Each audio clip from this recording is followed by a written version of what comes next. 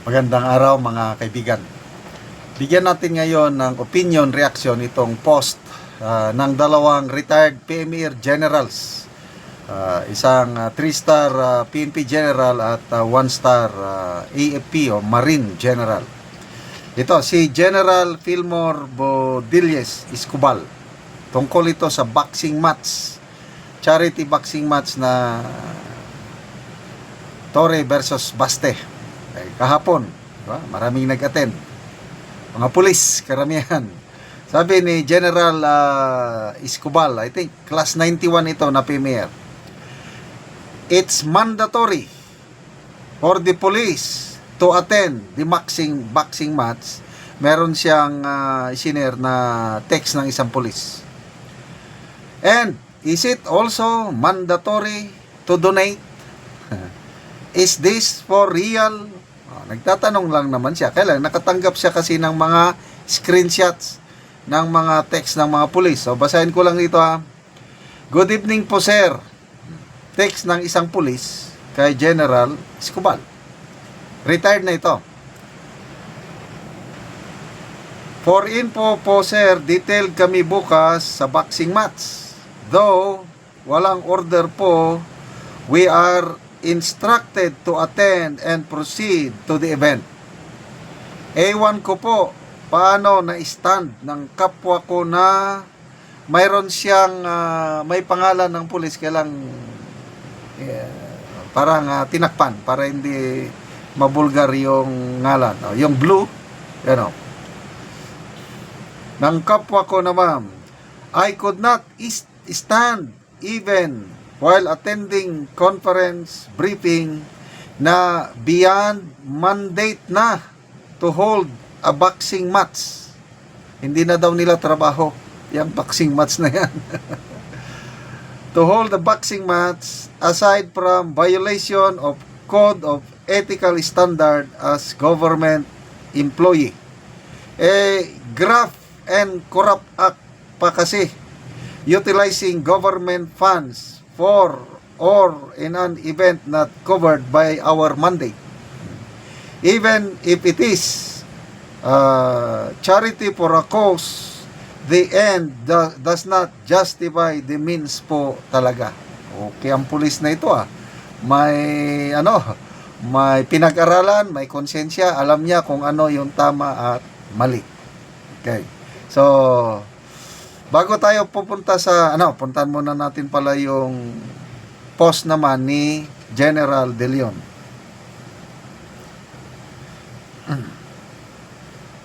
Ito. Sabi ni General De Leon, yan po. I'm sure government resources were spent just to prop the ego of the chief PNP. Sabi niya, I see no commercial sponsors. Kasi pinagmayabang mga 16 million, 20 million ba ang mga cash and in-kind donation, parang ganun. So, mayroong isa ring may pangatlo na ito, PMA General din. Hindi ko mabanggit ang kanyang class, ang kanyang pangalan. Post niya, dalawang post niya kahapon. Sabi niya, hindi na ito maganda. Sabi, dahil hindi na daw akma sa professionalism yung ganong nangyari. Anyway, these are the opinions ng mga retired PMR generals So, dalawa lang itong napangalanan ko dahil yung post nila talagang kita, pati General Bodilles and General De Leon. Magbasa tayo sa mga comments. Edward Pabrua, is this the new norm of the chief PNP? Ego tripping? Worst, pati mga pulis nagbukhang bodyguard imbes na magserbisyo. Mario Haraola, alam naman nila na wala si Baste at andyan pa si DILG Secretary Remulla na pumirma sa biyahe ni Baste sa Singapore. Kalukuhan lang talaga ginagawa nila. Okay, so kasi maraming bumabatikos kay Mayor Baste na duwag daw, bakit hindi nagpakita. Before yang hamunan na yan, approve na yung official travel ni Mayor Baste. Ipinost niya kahapon. Very clear.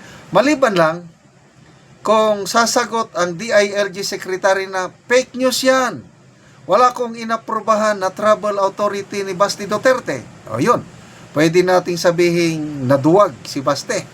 Kaya lang tahimik naman sila. Ibig sabihin, totoo yung travel authority. July 25 to 29, inapprove ni Secretary Rimulya, wala si Mayor Basti Duterte dito sa Pilipinas kasi nasa Singapore siya. O bakit sila nag-schedule ng July 27 nga boxing match, alam nila wala yung tao. O di ba? Klaro na gusto lang nilang sirain ang mga Duterte, sirain ang si Mayor Baste para maglabas sila ang bida.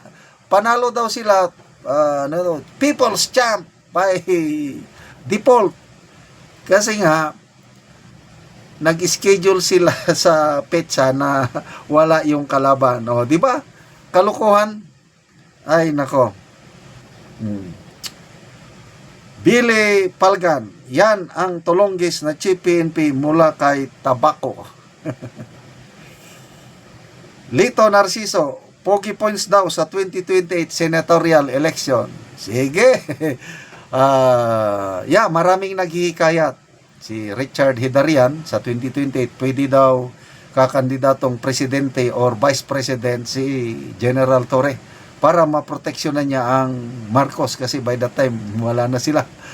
Alam nila na BP Sara ang susunod na presidente, humanda sila. Anong sabi ni Senator Marcoleta? Lentek lang ang walang ganti, humanda na kayo, hindi nyo matatanggal si BP Sara. Ano pa? Armin Ruby, correct. Puro kabalastugan ang ginawa. Cruz Girl Gayumba, tama po sir, imposible kasi na makalikom sila ng ganyang kalaking halaga. Pinondohan yan ng gobyerno at sinasabi lang nila na donation. Tapos, kung boxing lang pala, bakit sandamakmak na mga pulis ang nandun? Anyway, hindi nila maluloko ang taong bayan. Bahala na ang taong bayan na humusga. Sino ang tunay, sino ang nagpapapogi lang. Salamat mga kaibigan sa inyong pagsubaybay sa ating channel. Nakakatulong kayo ng malaki sa tribong Talandig ng Bukidnon dahil ang income natin sa channel na ito is pantulong sa tribo. Ngayon, may livelihood assistance tayo sa tribo, nagpapatanim ng sayote, saging lakatan at Arabica coffee. Panoorin nyo ang video na ito. Muna ni sila ang nag-harvest silang manang og sayote. Muna ni sila. Bala brato. Sir, basta nga makapalit na karibis, may nakapalit na bugas. Pila kasako ang harvest ninyo manang? Napulo. Napulo ra ni kasako. Kay 300 ra ang sako. Nakuha na mo sako nga ipalit na mo by 5. Kapindra 200 ang sako. Sa ayaw na lang isan kay makapalit na nito. So dito ay baan? Bugas. May na lang bahalag brato. Salang brato basta kay naka-harvest me. At least nga makapalit og bugas. So napulo karon kasako ang inyong na-harvest nang. Napulo karon. Pila mo ka tawo nga nag-harvest sa napulo kasako? Na, kuan ni. 5, 6. Uno mo sa napulo kasako. Naay isa na duha. Tag 300 lang ang sako. To 75 ra ang imong kuan kay 25 ang sako. Pila karon ang gantang bugas? 120 ang gantang sa bugas karon. 120. So ang sako ang duha ka gantang 240. Igurasan maka Naibiling nga gamay para sa bulat. Para lang sa bulad lang yun. isarasan na kadlaw, murag na sana sa kagantag. Salamat karon sa salamat kay nakatanong ni sayute. Bala brato basta kay makakaon ni. Sige, manang Kapalit na salamat. mo bugas Sige, salamat. magbulad. Oo.